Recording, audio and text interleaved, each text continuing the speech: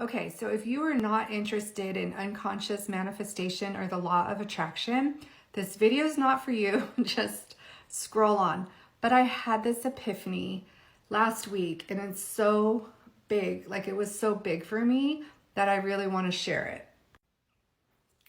As a spiritual entrepreneur and someone who's been interested in the law of attraction for a good 7, maybe to 10 years, I had this insight when I was listening to Think and Grow Rich by Napoleon Hill that I really want to share. I really believe it can be life-changing for your manifestations if you can really get this and if I can explain it as I understood it. So I'm going to give it a try.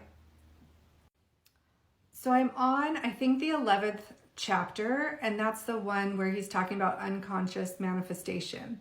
Up until this point, it's very much how my process has always been. I want a goal, I set a goal, I get to the right people, resources, and I accomplish it. But when I had my awakening over 10 years ago, I had this idea I was meant to awaken and help others do the same. But that was it. I didn't know what that meant. I didn't know how to help people. I didn't even know what it meant to awaken. So it was vague, and it made my life as far as professionally very difficult. I no longer fit into a really traditional environment, like by the book, this is the way it's done environment. But then I didn't know yet what to be as an entrepreneur, where I could be my own boss and not have to fit into that environment. So I started trying to sell digital programs. And around this time, I found out about the law of attraction, manifestation, and I became kind of obsessed with this idea that we have these unconscious beliefs that are holding us back. The idea behind that is if there's something holding you back, you have some belief about why you can't have it, why you're not good enough for it, why you are somehow being blocked from it. And I explored those. I did shadow work. I worked with manifestation coaches. And they would always say the same thing to me at the end of our agreement or any course I took. They would say, I don't know why this isn't working for you. I don't know why this isn't working for you. And I was like, well, me either. And that's why I paid you. In my mind, I was doing the work to be successful. I was working on my limiting beliefs, but nothing was changing in my professional life.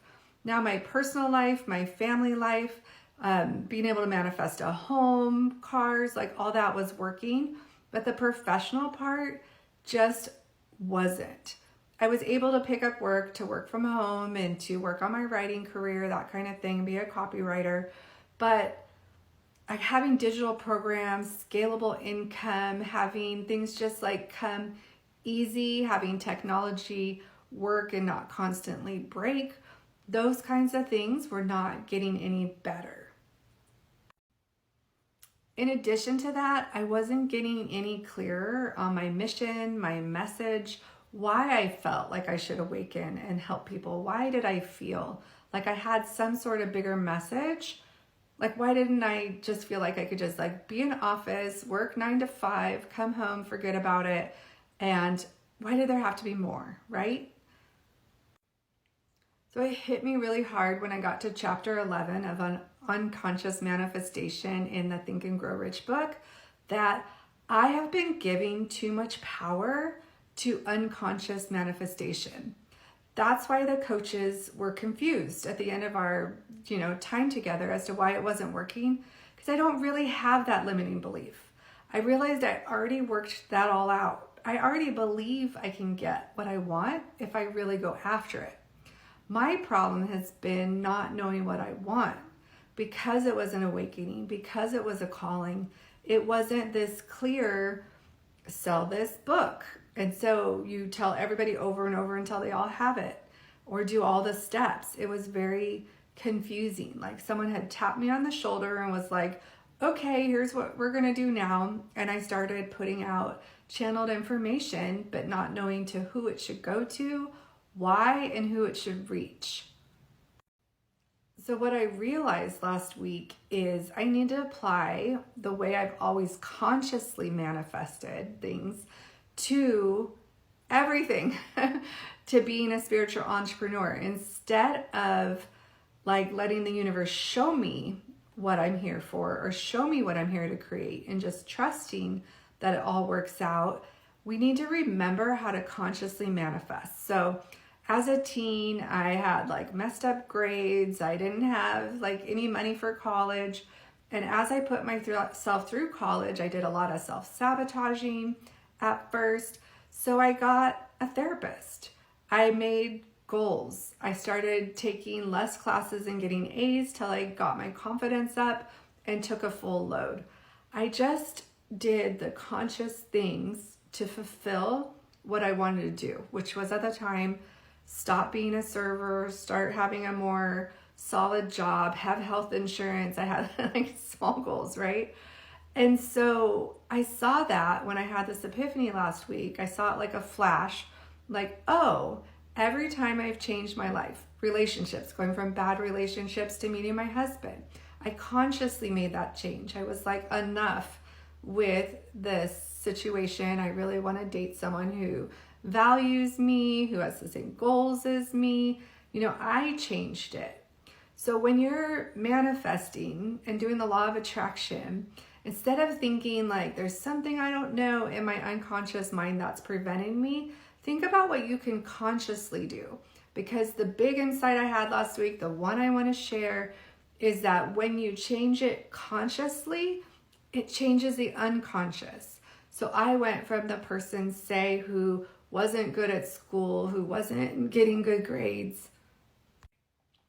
So I went from the person who didn't know how to put herself through school, who didn't know how to get good grades, who didn't know how to set a goal, to being a person who started doing it. So I showed my unconscious that I could, and those things improved. And I became a good student. I graduated magna cum laude or whatever. I got a good job because consciously I said, I'm going to change this.